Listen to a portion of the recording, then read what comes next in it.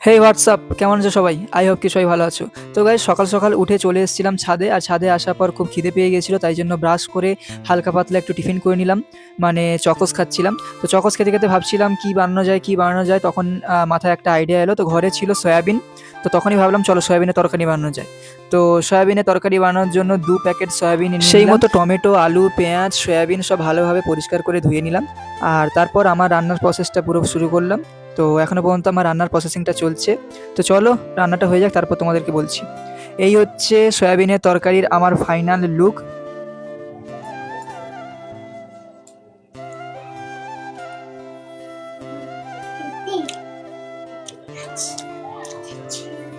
হুম, ভালো হয়েছে।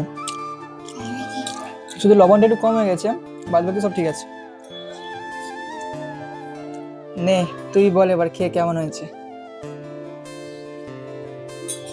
ভালো। কেমন হয়েছে?